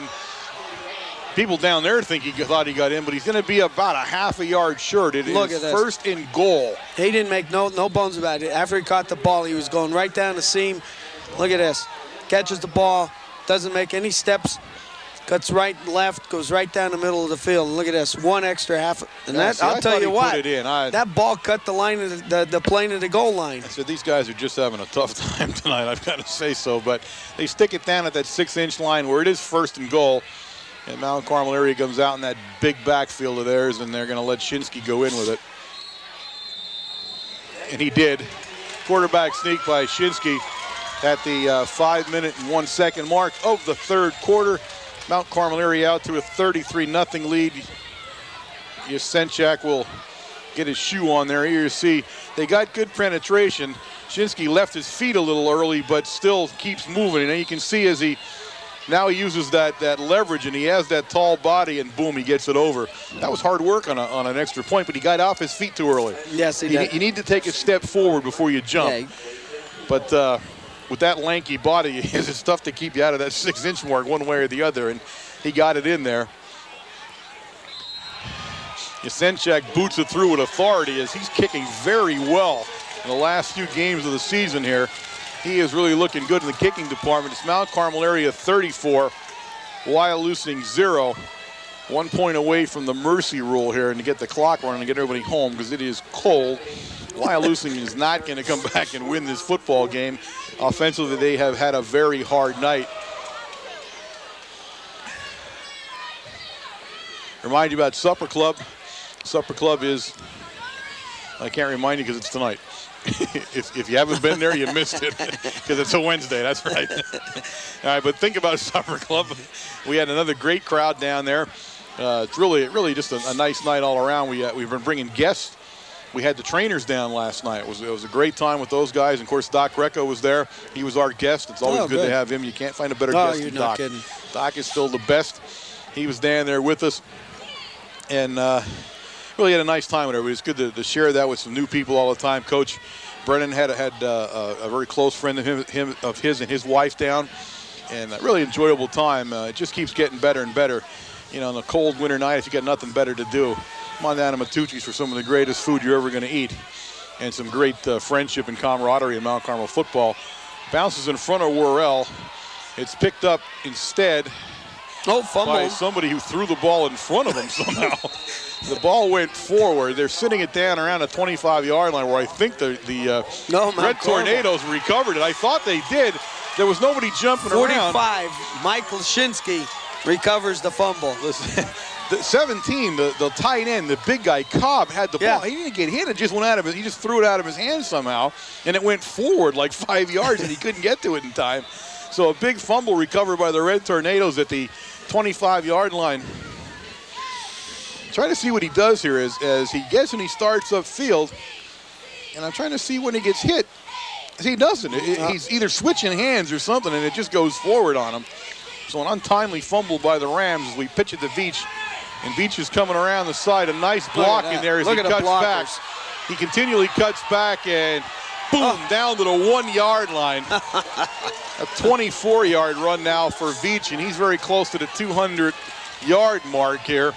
And that would this be, game again. Again, that would be the 8th game in his career that he's gone over 200 yards. So the ball sitting down about the 2-yard line when they finally place it down. It's 1st and goal from the 2. And just like that, the Red Tornadoes strike again. And they're in, there it is. in distance Look at of the this. goal line. Take a look. An average runner will be tackled right about at that point. But John's looking downfield, looking where he can cut back and forth. Oh. Fumble. Wyalusing picked it back up.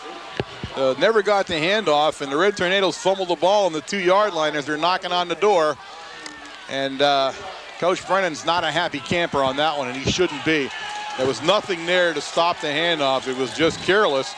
And between the two of them, it hit the ground. So they give it up in prime scoring condition. And the real word here is that if they could have put it in and got the mercy we're running, well, home early. Let's give the defense some credit here. Let's just hope that one thing they haven't done this year is got a safety. They were close last week for safety.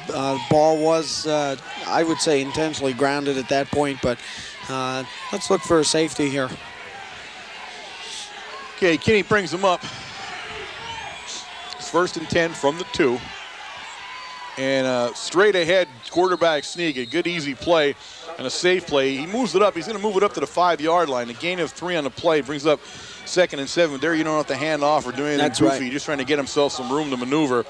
So a smart play by the Rams there. Well, we're making some switches. Number 45, Mike Lashinsky comes in. I think John Kirpich is in, number 37. He's in at a corner position. I think I saw Lashinsky go in there too. Yeah, I said Mike Lashinsky went in at there. the left linebacker position. Okay, there. Yeah, okay, I see him. I thought I saw him running in there. And there's Pilarski on the far side there. He's the corner man. So Mount Carmel area is substituting on defense here a little bit in the 3rd period of play. And again, we're going to stay on the ground, and they're going to come up over the 10-yard line, enough for the 1st down. Actually out to about the 14-yard line, so it's 1st and 10 for the Rams. That's their first down, in fact, of the evening. At the 3:24 mark of the 3rd period, the Rams pick up their first down here. And Veach actually trots out of that defensive backfield, too, and we got Medalis in there. So an entire new defensive backfield, except for Clea. He's still in that corner position.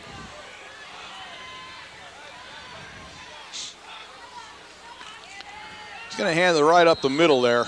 That's the big guy. That's Brown, 33 getting up off the bottom. Shoppy and also Vincey in on that tackle. Yeah, Wolf was the carrier, the fullback on the play. And the Rams not doing anything spectacular to get back in the game right now as they keep it on the ground.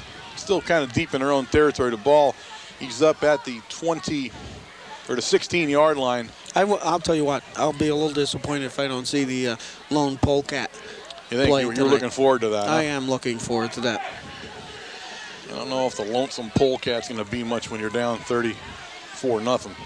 This is the exact score of the last game, as a matter of fact. So this time he runs into the tackle. The pulling tackle was Cogswell, and he ran right into the quarterback and almost took him down. And then by the time they got going, we had broken the play up, and the quarterback went down. He will lose 2 yards on the play. It'll bring up a 3rd down now and 10. The ball sitting now back at the 14-yard line. That was one of the harder hits he took all night. He took it from his own guy that time, so I'm not sure what we were doing there. His big 77 nearly steamrolled him. And he's going to go back to pass now under a lot of pressure, and he's down. Mike Lashinsky put a lot of pressure on him that time, made him step up into the pocket, and he ran right into number 31 Brown and number 69 Goff that time. Wow, a lot of pressure on him. Here you see it from ground level.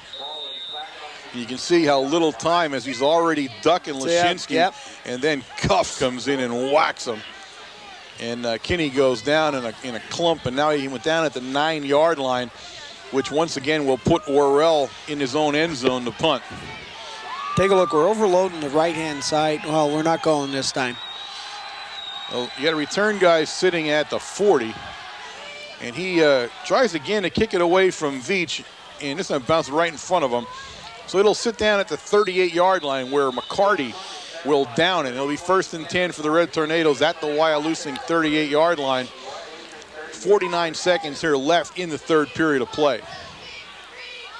John coming up that time, he was going to try to, he was thinking about picking that off in the air, about another 5 yards down the field. I think he would have attempted it.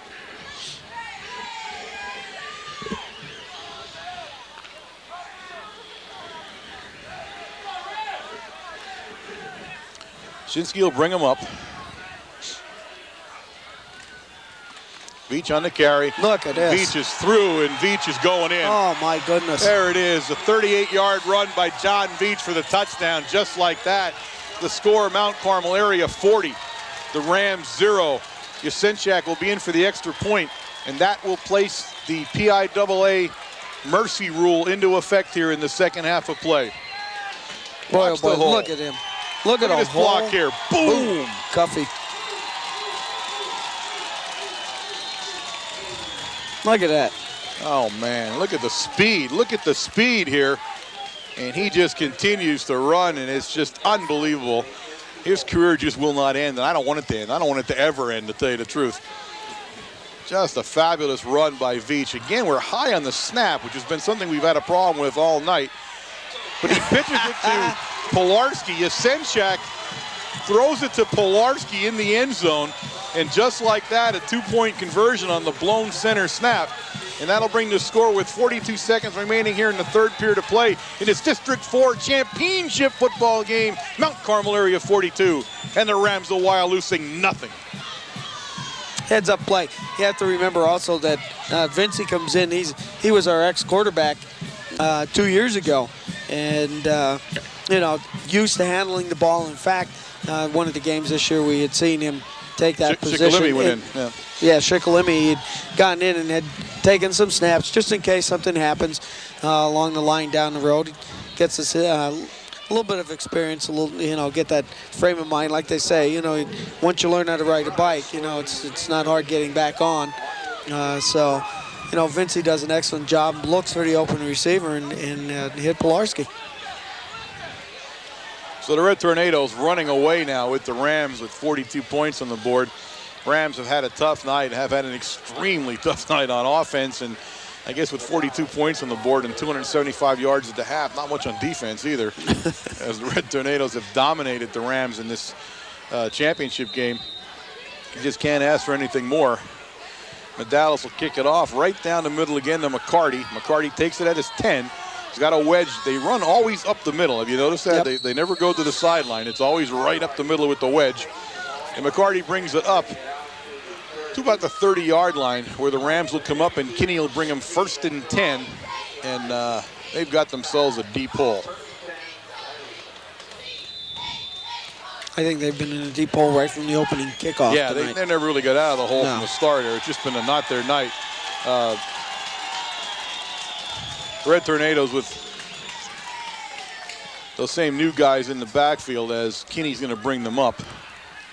He's got McCarty in the deep eye position, or as deep as their eye is, which is not all that deep. And he's going to run. And he's going to run right in the cuff.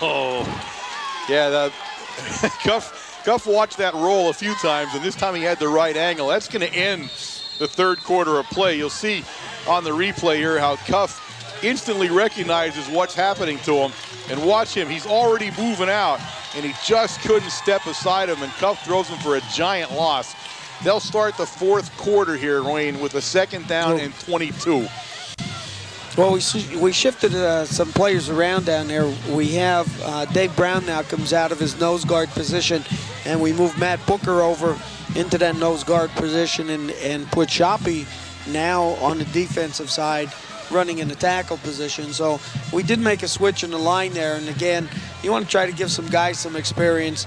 Remember, everybody's going both ways here, and you know, you do get a little weary, a little leg weary and everything else. Try to give some other guys some experience also, and that's the reason why we have changed the whole secondary.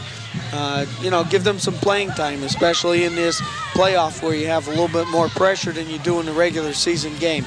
And it does go out at the end of the season, you know, down a couple of years down the road. 58 in the Red Turner lineup also, Wayne, is Polifka now, as we are beginning to substitute inside the interior of the line too here. Again, I remind you, the clock has already begun here under the Mercy rules, and again, we'll continue to run except in extraordinary circumstances. This will be a very quick fourth quarter here. The Rams hand it off right in the middle. Medalis is going to take McCarty down. Matsura, number 21. Here you see an entire new team going in, but ladies and gentlemen, number 69, Nick Cuff, broke the single-season sack record for Mount Carmel area. Ladies and gentlemen, that's Nick Cuff. That's the single-season sack record that's now fallen here. And that is an accomplishment, Wayne, because there has been some fabulous defenses sitting on this field. And my hat's off to Nick Cuff as another record has fallen during this year. An entire new team in for the Red Tornadoes now as the Rams bring it up. It's 3rd and 21. Polifka looking inside there, and he throws it over there, and it's not even close. Wolf never even turned around. It'll go down. It'll be 4th down now and 21, and the Rams will be forced to punt. And the Rams have pretty much tucked it in tonight as they're hoping that clock keeps running too. The interception, but you see the movement is still on the clock. The number 30, Mark Kovaleski's in. 32, Ben Hynoski in the defensive position.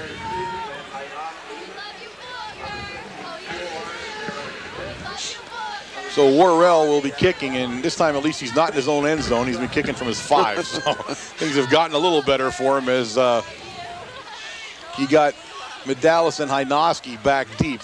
I'm sorry, that's not Medalis, it's Dara and Hynoski. And Hynoski tried to field it, and it bounced either right in front of him or something because he touched it, fumbled it, and the Rams will keep control of the ball at the 50-yard line. He's trying to figure out where to get situated on the ball, and it bounced right in front of him and hit him as it bounced. And here you see it. It's from the end zone. You can watch what he does. It bounces right in front of him, and he just couldn't reach out enough, and then it did touch him as it went by. So the Rams with good field position at the 50-yard line. Red Tornadoes have called timeout. No, I'm sorry. Wyalusing has called timeout. The first timeout of the second half here for the Rams. They have 2 remaining. Give me a chance to remind everybody, ladies and gentlemen, this is WKMC TV, the broadcast arm of Mount Carmel Area High School. We broadcast directly from the campus at Mount Carmel area. You catch us every Wednesday night at 8 o'clock, channel 13, courtesy of the Service Electric Cable System. And remember that KMC TV is live every morning of the school day. When they're in session, they're live at 7:30 on channel 13. So catch everything you need to know about Mount Carmel Area High School every morning.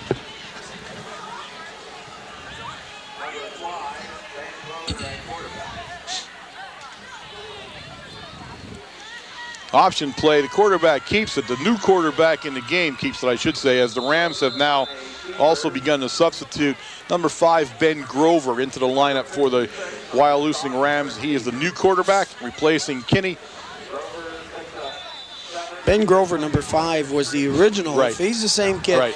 That was the original quarterback from the week we were supposed to play him up there. He's a senior. Senior, yeah. So Grover will bring him up now.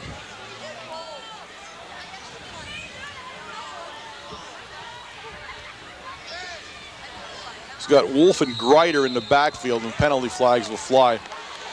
We want to say hello to the band parents underneath the stands here, Wayne. Mrs. Petruskevich is our designated waiter down there, but we have a tradition every week for the football season that you and I and Jose, we got French fries and a water. Jose always has something exotic like Diet Pepsi or something, but or Diet Coke, but we usually have French fries and a water, and then the girls down there do a great job, and I can't tell you the kind of effort that goes into what they do in these concession stands, and I just want to say a big hello and a thanks for great French fries for the whole year. They got to be the best French fries of anywhere we go. So Grove is looking to pass, and he does. He was heading for the big tight end, number 17, Cobb. Cobb was well covered, and the ball was not well thrown. It'll bring up a 3rd down and 8 now for the Rams. The ball sitting at the Mount Carmel area 48-yard line.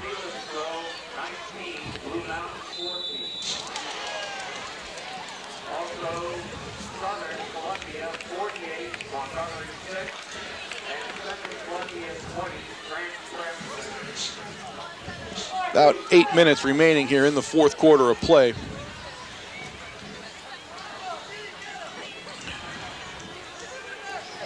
Grove will go back to pass. Only this time he hands to Greider right up the middle on a delayed handoff.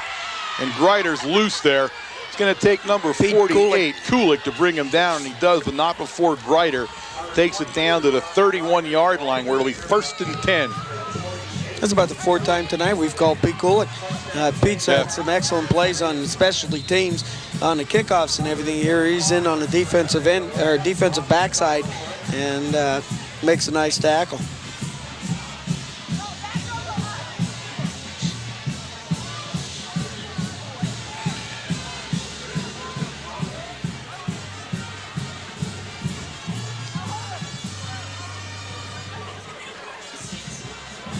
Grover goes back to pass again. He fakes that little handoff. He has plenty of time. Now he's under pressure, and he launches at the big guy, 17, Cobb.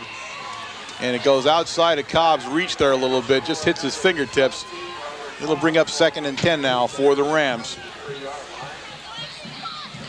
They're trying like all heck to get Cobb a pass, but they just have not got one to him yet. Number 61 in on a nose guard position for the Tornadoes defense, Jared Owens.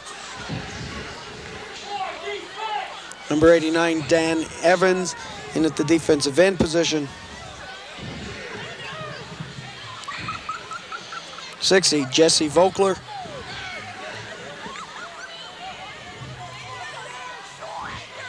Again, Grove is going to keep it now as he clears that in now. Now he wings it down, or he's got a guy wide open. And that's going to be a touchdown for the Rams as Grover gets it down to number 27, and that's Joe Lawless. And Joe Lawless takes it in for the touchdown for the Rams. And the Rams will be at 42-6 now. And the extra point attempt, and we'll see if they're going to kick it or what. It looks like they're going to kick it. No, they're not. No, we're going to have a, I could have guessed the Rams were not going to have a normal extra point play here. And they don't, as Grover lines them up, and they got guys spread all over the field there, and we'll see what they do here. Oh, lone polecat, here it is for the extra point. And he gets it as, I'm not sure why we covered everybody on the other side, as we haven't seen that for a while, but he takes it in for the 2-point conversion. And the score now, Mount Carmel area 42, Wyalusing 8 at the 6:17 mark of the fourth period of play. And although Coach Raffin won't be with us anymore as he retires with this game, we will remember the many different plays that he has had. He is one imaginative coach, I will say that for him. Of course, Coach Raffin having a long tenure as a coach up at Wyalusing, and has some very good teams in the past. In the last few years, getting him in and out of that District 4 playoffs all the time. He retires tonight. It will be his last football game on the sideline for the Rams.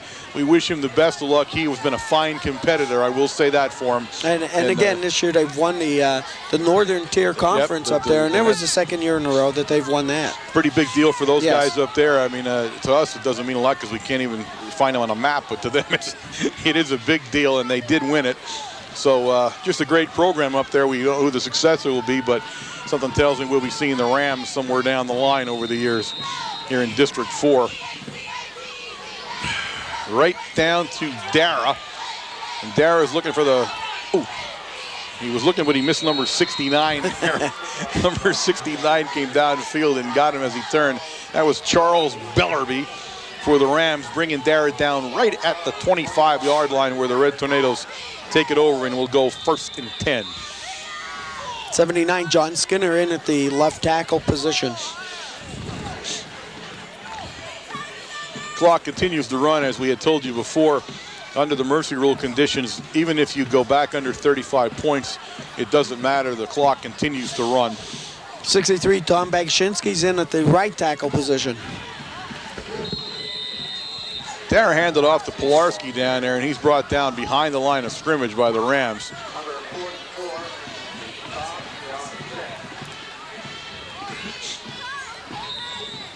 Definitely getting cold.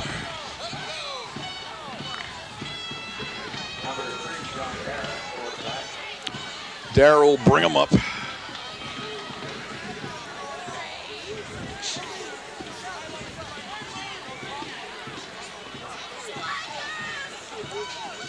it out to Pilarski again, and Pilarski cannot get away from Wolf as Wolf brings him down behind the line of scrimmage again for the Red Tornadoes. It's going to bring up a third down now, and about 18.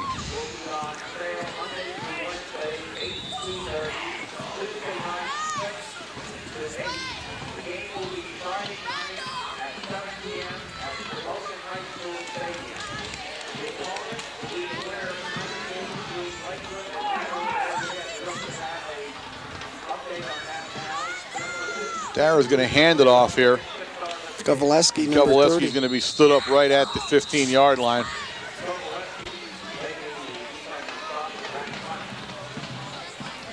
So the ball's going to sit down about the 16-yard line where it'll be fourth down, and the Red Tornadoes will be forced to punt. Going back in the punt formation will be number 3, Dara. He'll be kicking from about his 5-yard line, Wayne.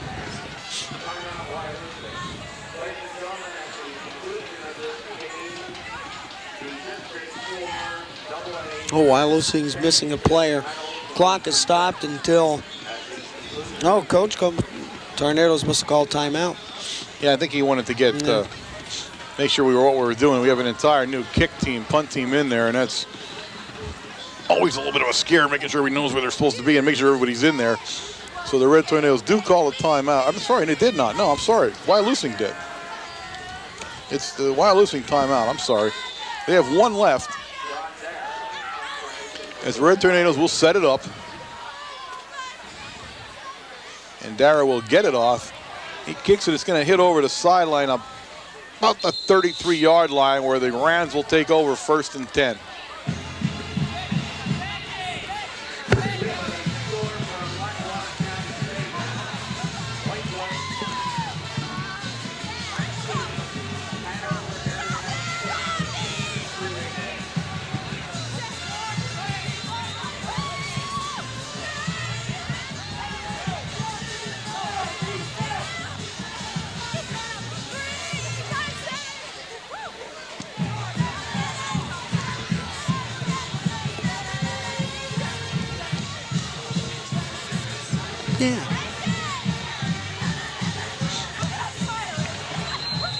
Tried to get it out to number 22, Grider there, and the ball would fall short on the first down play for the Rams. We'll bring up 2nd and 10 now.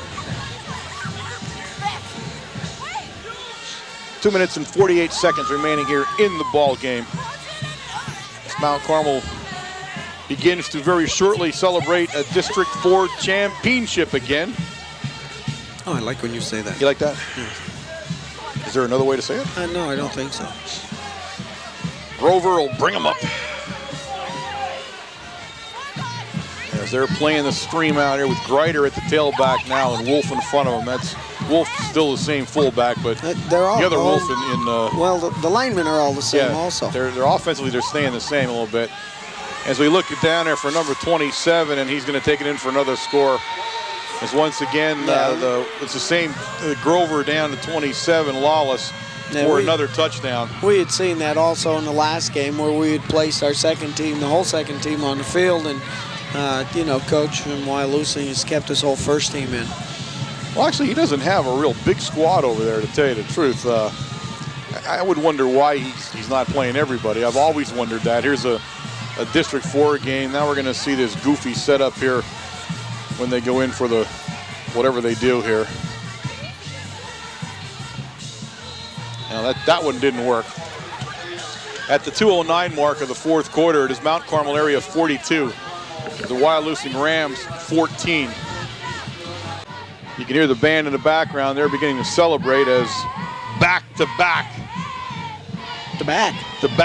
This will be the 3rd year in a row. Back-to-back-to-back. District 4 titles are coming our way. 5th one in 7 years. As we have dominated the district since we've returned to it. And it continues to get colder here, folks. I got to tell you this. If you're watching this in your house, you can't imagine.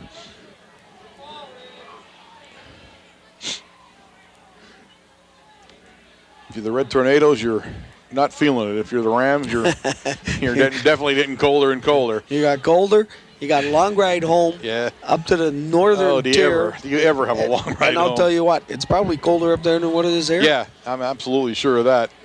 And it sort of looks like we're going to kick an onside kick here. Grider gets him lined up for the onside.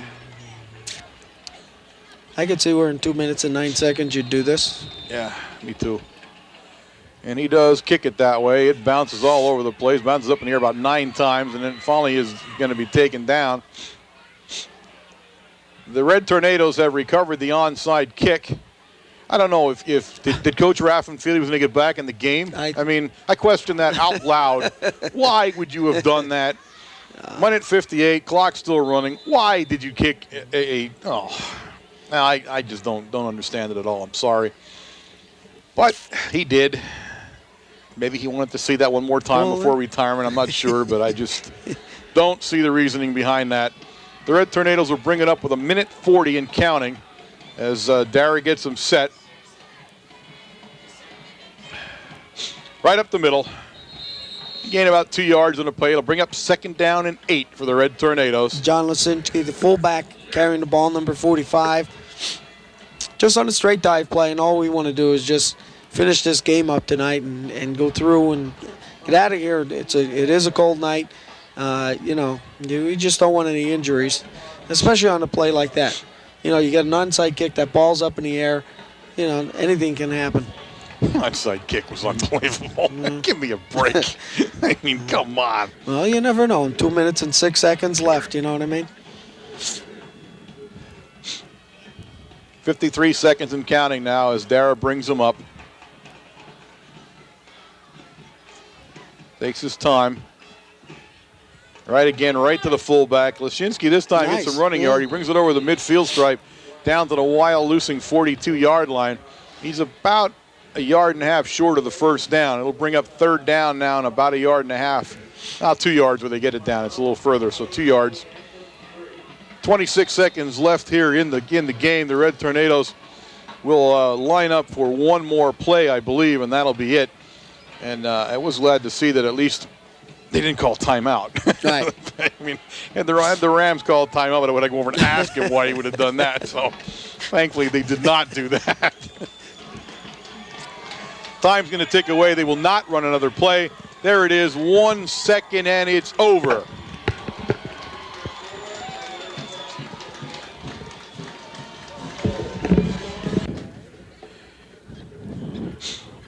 Okay, we got Jose down there on the sidelines. He's hooked up electronically, which always makes him nervous, but he's down there. And he's gonna give us the final game stats down there. He is, my man. Hi, Warren. Can you hear me, Warren? We can hear you fine, Jose. Okay. Go ahead. First for Wyalusing, 25 rushes for 15 yards total. 3 of 11 passing for 69, 4 first downs. All of that at the end, against the reserves. Yeah. All in all, it was a minus game up until that point. Yeah. For Mount Carmel, 35 rushes for 305 yards. Oh, my. 8 of 12 passing for 68 and 18 first downs. Dave Shinsky, 8 of 12 for 68. Josh Kalia with 3 catches for 24. Medalis, 1 for 13. Mitsuru, 1 for 9. Johnny, 2 for 21. Ronnie Lantini, 1 for 8. In the rushing department, Damian Ziegler, 8 for 83 and 2 touchdowns. John Veach, you got to listen to this, guys. I mean, this is the last one of the Silver I'm ready. Yeah. 21 for 222. Oh, yes. 4 touchdowns. It gives him his 9th career game over 200 yards. Unbelievable. It's his 6th game over 200 yards this year. It's also his 7th 4-touchdown game in his career. 33rd 100-yard game in his career. 54th consecutive start. Ties Cassidy for the all-time record here at Mount Carmel. Next week, it becomes his all alone. Breaks the single-season record tonight. Brett's record of 2,162. But he also, and this to me is meaningful, he passed Gary, who had 2,099 in 12 games. This was John's 12 games. And there's no asterisk on this one. This one is done in the same number of games. And at the 222 puts him at 2,277. True. Oh, my right now. goodness. It also puts him, let me think real quick, at 63.25 and 222 is 65.47 in his career. 7,000, it's not something that's a star in the sky anymore. Yeah. You know, we get to play 2 or 3 more football games. It's just scary thinking about it. It's mind-boggling. I don't know if you guys got the message before, too, on Nick Cuff tonight. Yes, we did. 15 sacks in a season, broke Jason Malakowski's 15-game sack record of 14. So this really validates that, too, doing it in 12 games. Yeah. So many things happened tonight. The real thing that struck me, and I'm so happy for John, last time he touches the football in the Silver Bowl tonight, touchdown. 38 yards. I didn't realize that. And I'm not positive right now. There was so much going on. I think he called the play himself. Mike said 184, and Mike said, how many? And I said 184. He said, I think they're done for tonight. I said, I'll give him one more. Tell him it has to be it because this is no more carries. So I think Mike went over to him, and I'm not positive, but I think he asked him what he wanted to run, and I think he called his own play. Great. I hope he did. I really do hope it. You know, it got twisted around. There were some things being talked about, and I'm not sure that exactly happened. But it would be beautiful if it was. And what a performance! And it's the last time you're going to see him here. That's sad. A storybook performance at home, for his final home game. The way you'd want it. The way he deserves it. Absolutely. He deserves everything that we can say about him, and then some. He's a spectacular kid. Football-wise, and he's a spectacular kid, regular kid-wise. You're right. And Warren, also tonight, you guys got it, I'm sure, 3rd consecutive district title, 5th in 7 years. 29-11 now, our playoff record. Not bad for this little cold region school here in Mount Carmel. You don't think, huh? No, I hope number 30 will be a real big one next week, and that would be great. Oh, we're looking forward to Friday night. Of course, we had a great game tonight, Jose, and we thought the thing we saw that we hadn't seen maybe in the last 3 games was a complete game. We came out fast and hard and didn't look like we were fooling around at all tonight. We just went at them. You're right, we did. We played with great intensity, and I think this is what we've always talked about, that we turn it up in the next season, the second season, and I think last week we took it a little for granted. You scored as many points as we did, and it seems like you're complaining. Yeah, I know. But it was a slow start, but this time it was intense from the get-go, and the halftime stats proved what we did defensively, and we're ready for next week. Yeah, we're looking forward to Friday night, Jose. Once again, a great job. We'll be looking forward to talking to you on Friday. Okay. And good luck and see you then, pal. Thanks, pal. All right. We will be playing close to home next week. We will play on Friday. This is, of course, Wednesday.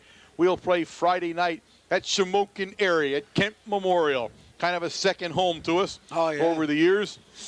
In the postseason, it's never a second home in the real season. That's true. Definitely during the postseason, especially every other season, right? Or every other year. The Indians down there and their staff and the people in that field down there are absolutely fabulous. We look forward to getting there and being with them again. Danny Venn certainly does take care of us when we get down there in that booth. That he does.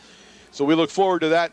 We, of course, do not know, at least at this 1 second, who we'll be playing. We'll play either Lakeland or Hanover. Lakeland was leading at halftime. By now, of course, you absolutely know who it is. We do not. But a great game by the Red Tornadoes, thoroughly dominating the Rams, even more so than in the first game up there. The defense was absolutely fantastic. Cannot say enough. Cuff breaking the single-season sack record. You saw it tonight, Nick Cuff. Our hats off to him. John Veach also setting another one of his many gazillion records. Certainly is written a new book this year for records. His name in bold print all the way down through this season, and how many more? I don't think there's actually one left for him in the rushing department, total yardage department, nothing. Yeah, I don't know what it would be. I don't know where it would be either, and just an outstanding game on the both offensive and defensive side, and certainly we have learned from last year what can happen after you get into the playoffs. Even though you've played the team 3 weeks before and saw what they did, coming back and really giving us some fits up at Wyalusing last year. Certainly these kids have learned from that. And that goes along with the experience of being in these playoffs. These kids realized last year how close it was, and this year came out and right from the opening kickoff certainly did whatever they had to do to win this football game.